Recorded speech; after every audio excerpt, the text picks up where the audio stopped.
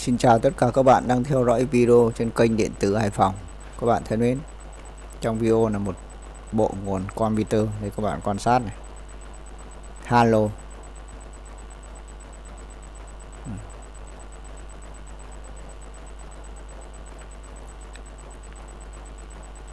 Bộ nguồn này của chúng ta vẫn hoạt động bình thường. Nhưng trong quá trình chúng ta test, khi đo đạc chúng ta thấy bộ nguồn chỉ hoạt động sau khi chúng ta kích hoạt được thời gian ngắn từ 5, 7 đến 10 phút thì xuất hiện ban điện áp 12V thứ cấp của chúng ta không ổn định và cứ từ từ tăng dần lên đến 12V5 và 12V8. Vì thế khi đưa vào main của chúng ta chạy chỉ được khoảng 5-10 phút là nó chạy ngắt. Vì thế chúng ta tiến hành tháo gỡ và đo đạc. Vì thời lượng của video có hạn, tôi đã tháo sẵn cho các bạn quan sát.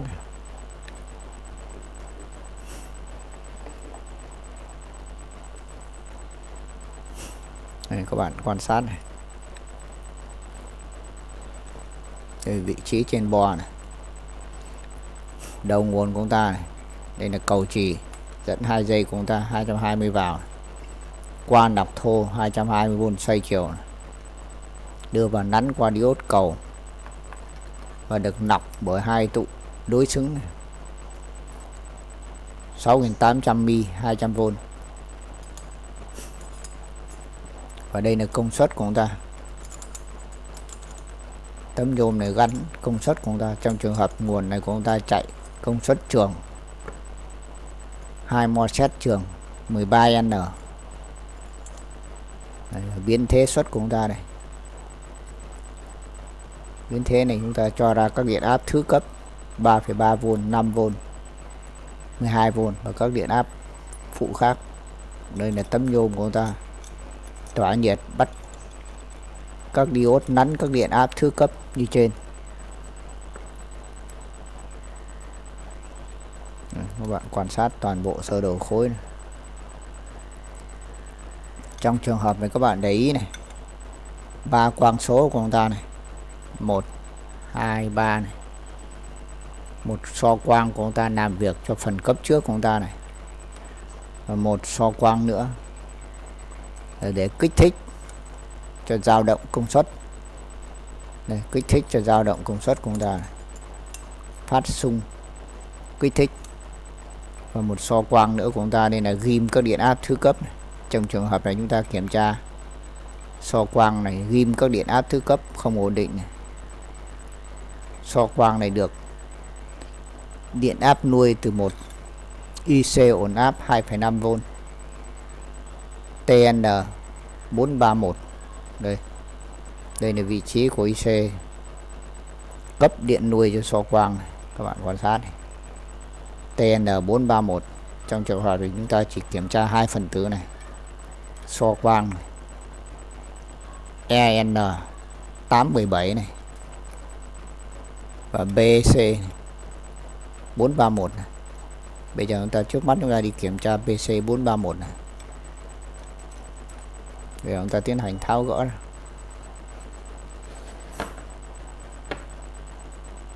Đây mặt sau các bạn để ý, đây là vị trí của IC ghim điện áp 2,5V 431. Chúng ta gỡ của IC này ra và thay một con 431 khác.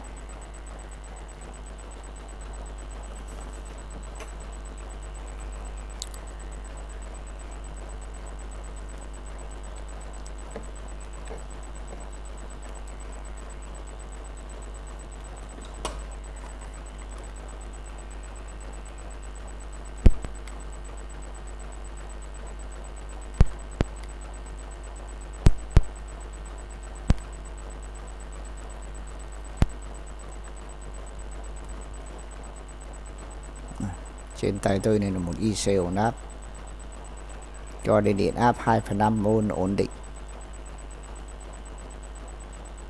để nuôi cho so quang 817. Bây giờ chúng ta thay con TN431 này bằng con khác.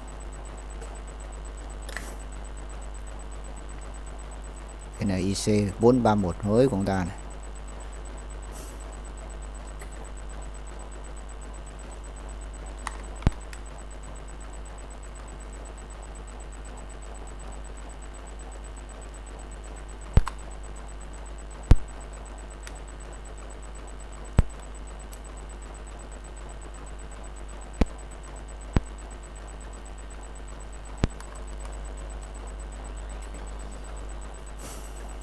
Bạn nhớ hàn đúng cực tính của nó này.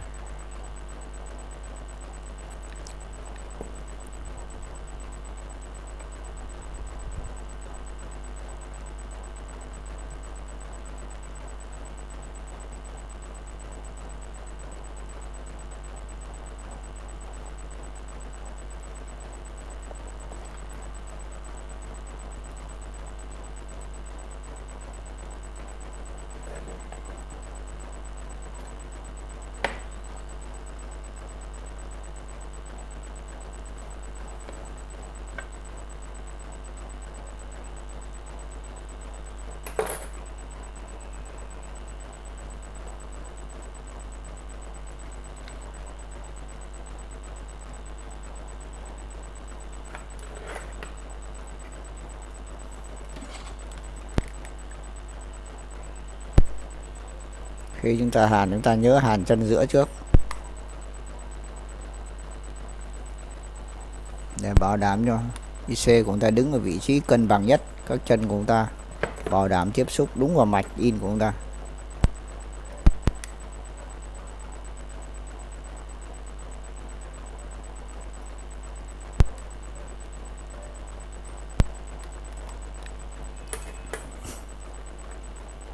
Đấy, sau khi chúng ta hàn xong, chúng ta kiểm tra kỹ không có vương thiếc vào mối nào, chúng ta tiến hành cắm điện và lại kích hoạt trở lại.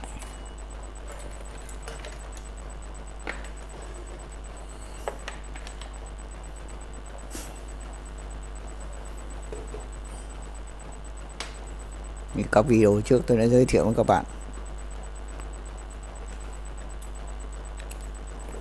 nên là cò kích hoạt của chúng ta tiến hành sâu và xây xanh lá và xây đen.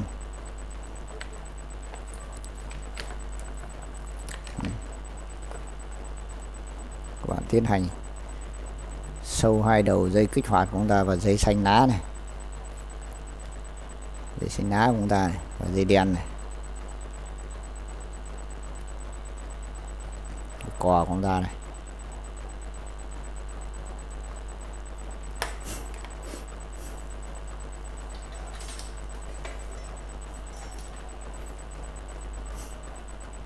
Đồng thời tải của chúng ta này.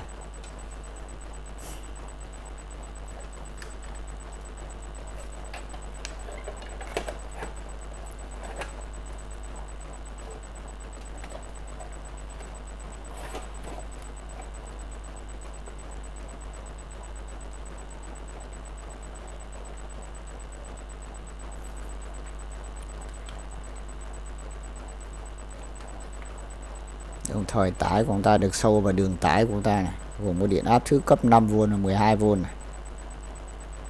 Đấy, chúng ta lại màu vàng và màu vàng, đỏ và đỏ.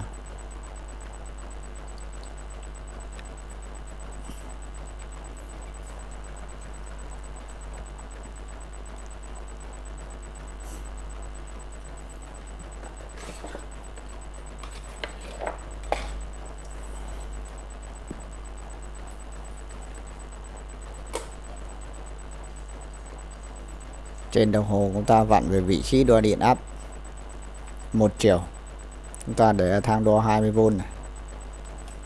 Chúng ta cắm điện, bật công tắc và chúng ta kích hoạt. Bây giờ tôi cắm điện này, chúng ta bật công tắc này và chúng ta kích hoạt.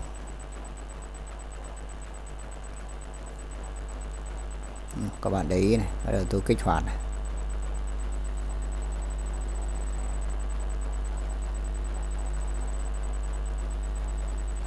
Bây giờ để kiểm tra cụ thể điện áp, chúng ta có thể cho cái tải giá này của chúng ta ra xa để màn hình đồng hồ số của chúng ta để dễ quan sát.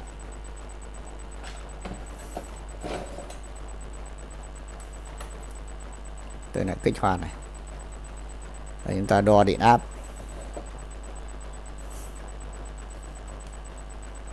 Ta tiến hành đo điện áp thứ cấp nhé.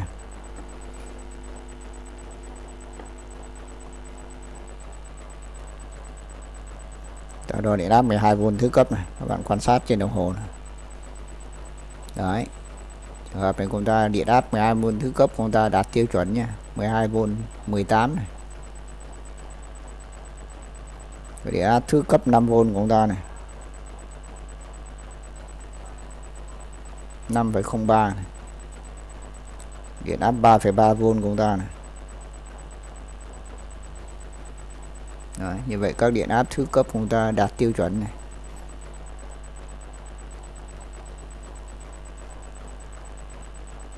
Đây điện áp 12V của chúng ta.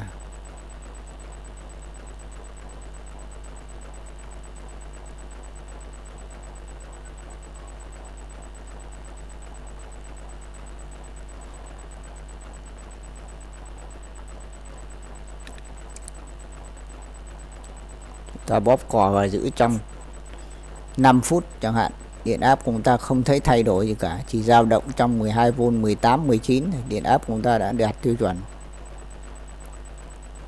Vừa nãy chúng ta chưa thay IC ổn áp 2,5V đấy, TN431 thì điện áp 12V của chúng ta này, sau khi cò của chúng ta được nhấn kích hoạt chỉ được 1-2 phút và bắt đầu nó sẽ tăng dần lên 12,35 rồi đến 50 rồi đến 80. Thì trong trường hợp này của chúng ta, sau khi thay IC ổn áp của chúng ta, nó sẽ ghim các điện áp thứ cấp của chúng ta ở thông số nhất định và ổn định theo đúng tuyến tính của nó.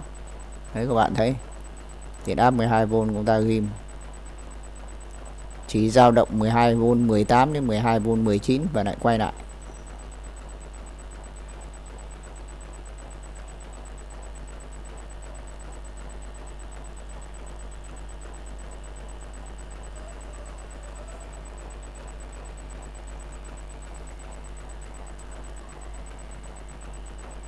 Trên đây tôi tải giá với mức tải là 60W cho đường 12V của chúng ta.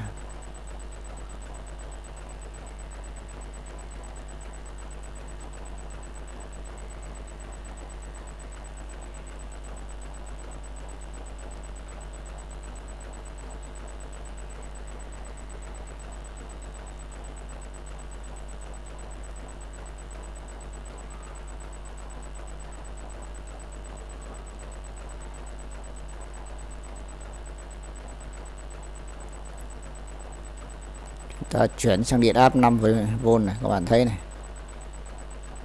5,03 lúc nào ổn định nha, 3,3 này. Đấy, chúng ta quay về điện áp 12V chúng ta vẫn 12V 18 hoặc 19. Đấy, các bạn thấy không?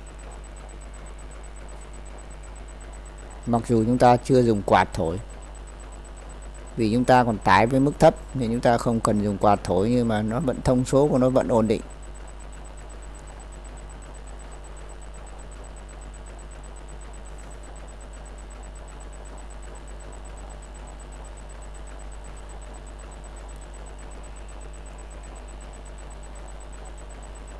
Các bạn thấy không?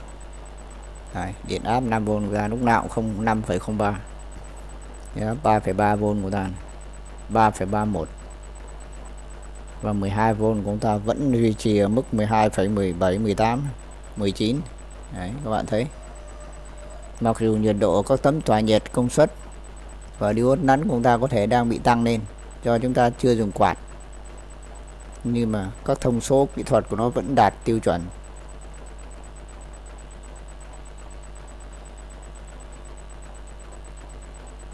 Chúng ta duy trì ở mức này trong vòng 5 đến 6 phút và không có gì thay đổi, chứng tỏ độ ổn định về điện áp cũng đã đạt yêu cầu.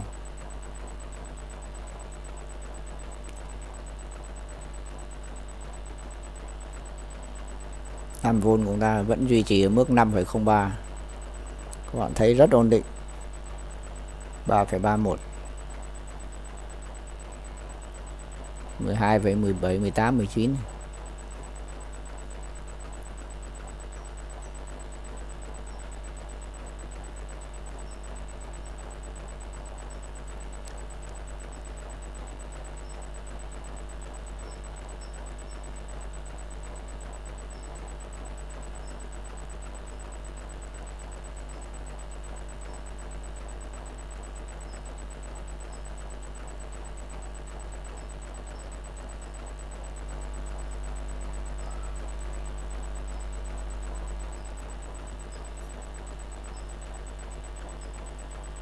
Năm vôn của chúng ta các bạn để ý lúc nào cũng ổn định 5,03 và 3,31.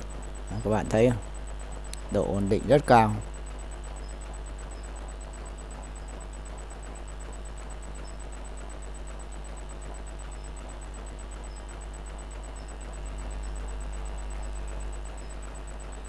Đấy, như vậy chúng ta đã giữ cò của chúng ta trong thời gian 5 phút rồi, chúng ta giữ thêm khoảng 2 phút nữa để chúng ta xác định cho chính xác.